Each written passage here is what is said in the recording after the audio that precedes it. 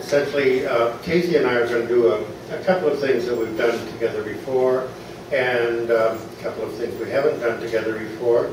To start with, I want to just read a little passage from T.S. Eliot, which I feel is appropriate to the evening. T.S. Eliot, having written it, and not me. So this is what Eliot said. Old men ought to be explorers. Here or there does not matter. We must be still and still moving into another intensity for a further union, a deeper communion through the dark, cold, and the empty desolation. The wave cry, the wind cry, the vast waters of the petrel and the porpoise. In my end is my beginning. That's out of his 4 quartets, the second quartet.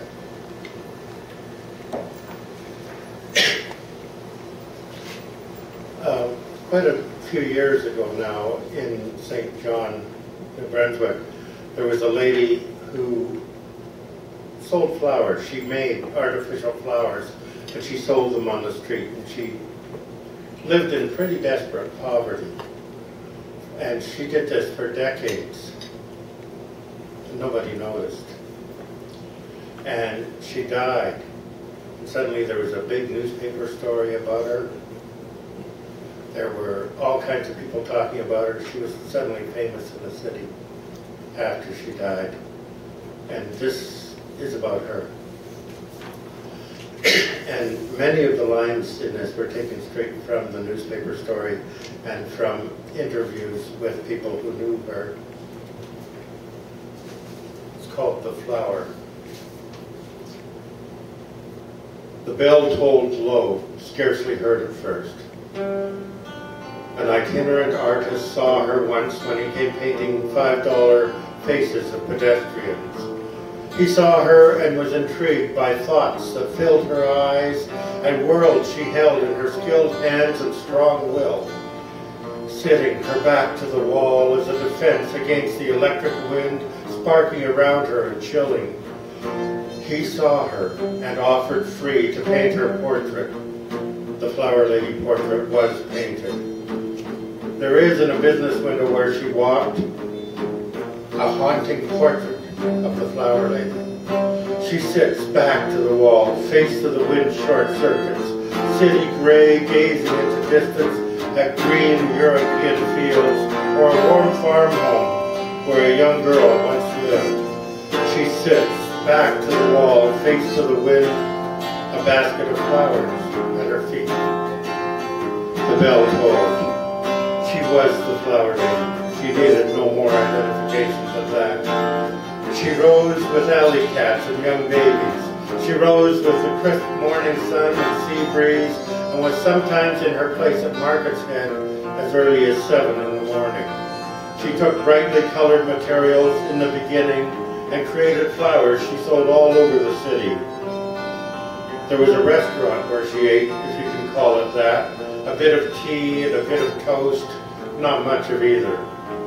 She sat alone, caring for her creations, her nearly flowers, pinching and shaping the petals, straightening green leaves.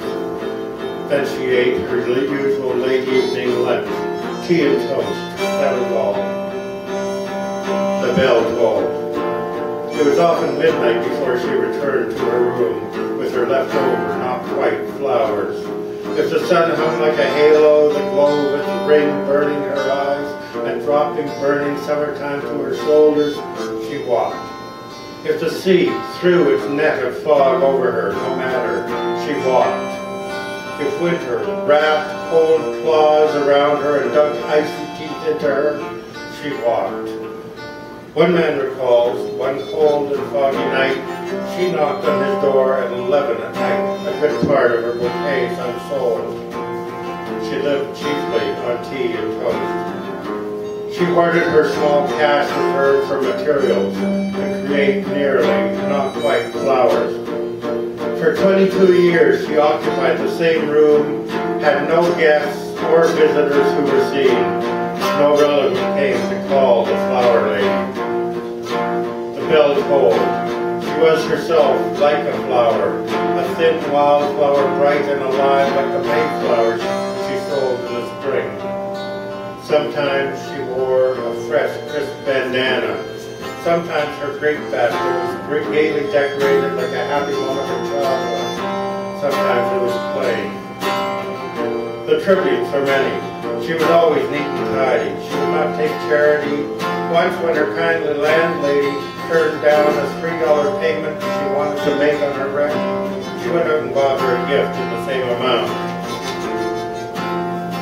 Everything recorded serves to enhance her memory. When her death was announced, few noticed. The bell tolled low.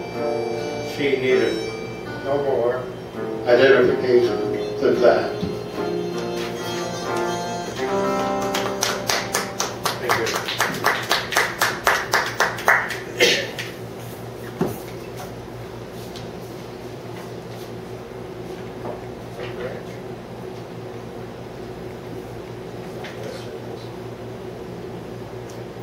This is Edge. Does that sound better? I think so. Yeah. I'm happy with that. Okay, this is Edge.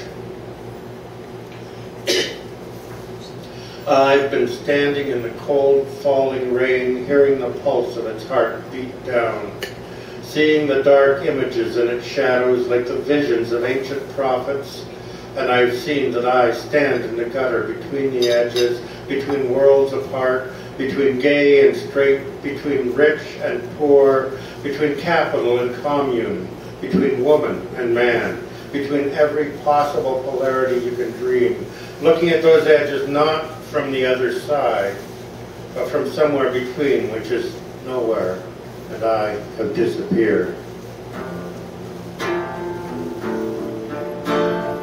Oh, don't get me wrong, and don't get it twisted. It may, after all, have been only a dream. And maybe I have seen nothing at all, and there was nothing at all to see in the rain. Nothing but a magic shadow show played in a box, lit by sun and moon, against silhouettes of rain, around which we, phantom figures, come and go. The rain falling like knives, slicing the dark, to create worlds and wash them away in a flash, lit by lightning that wakes me with a spark. The words of the prophets echo down the centuries, truth grown tired and worn, until the words are only dust. Truth grown tired and worn, choking off the little breath we gasp to survive, the uncertain future we have created for ourselves, and in the words we hear echoing somewhere distant, the pulsing of a heartbeat pounding like a hammer, and feel that pulse drawing us out toward the edge.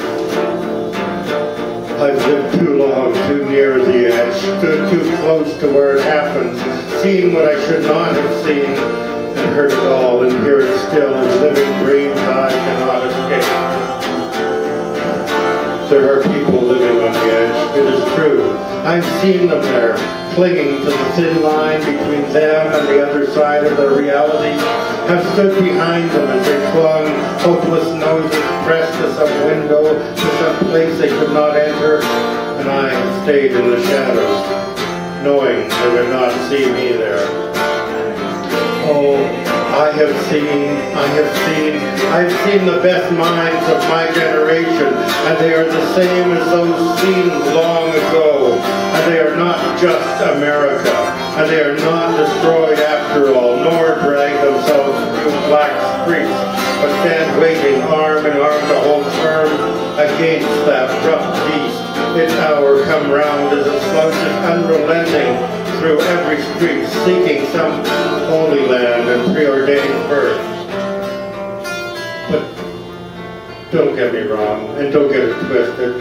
Many people strive for high ideals, and everywhere life is full of heroism. But what does it matter in the end? What does it matter who is hero and who not, when it may, after all, be only a dream, and there is nothing at all to see but the rain through which we come and go like phantoms, as the rain falls like knives, slicing the dark impulse of winter, midnight streetlight rain, creating worlds that wash away in a flash of lightning that wakes us with a start. Oh, there are people, cries in the wilderness. There are people, cries in the wilderness. There are people gathered in the streets, flooding the streets of every town and city. Cries in the wilderness of gray streets, gathered with pens and with pitchforks, crying for justice all over this land. Men and women standing arm in arm everywhere, warning of danger, crying out a warning. Cries in the wilderness.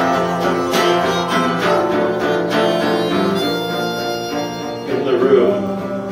The people come and go, talking of what they have seen out there, but they don't go out there, and they don't do anything to stop it.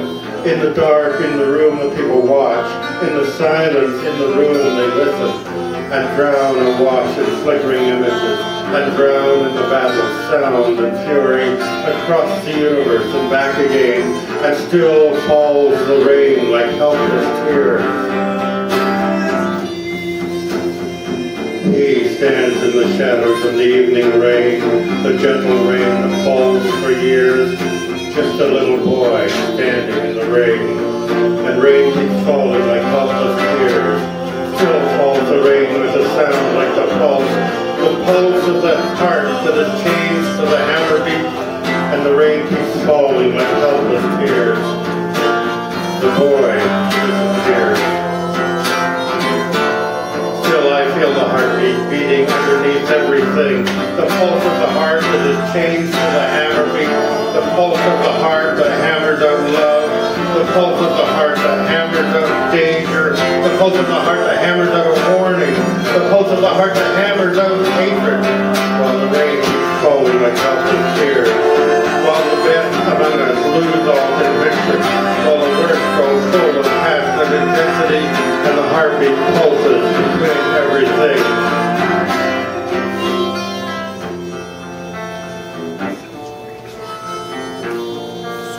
Don't get me wrong, and don't get it twisted. It may after all have been only a dream. Or maybe I have seen nothing at all, and there is nothing at all to see in the rain.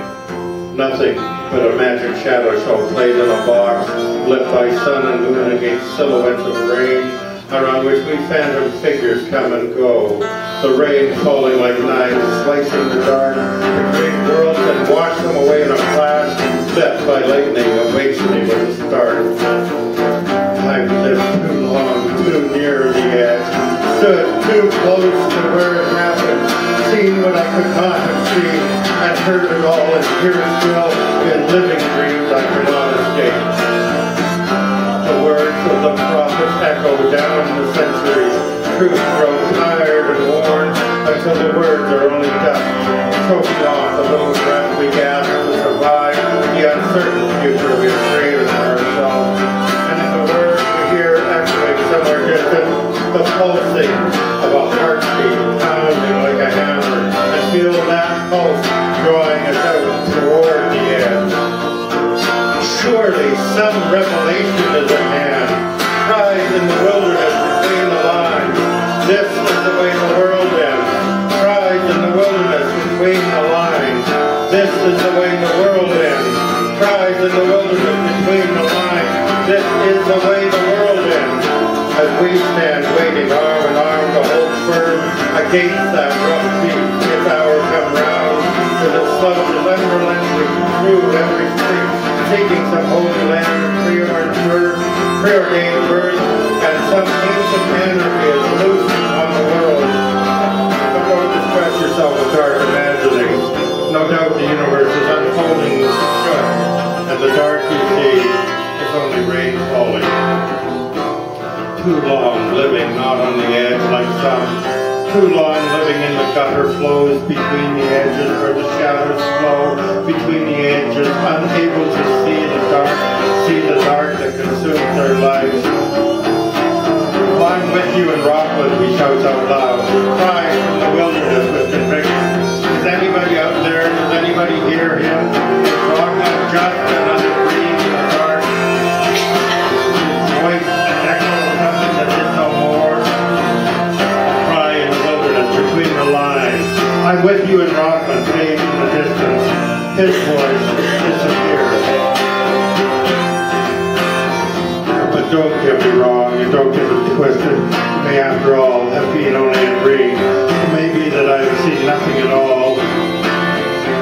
nothing to see at all but rain. And I have disappeared.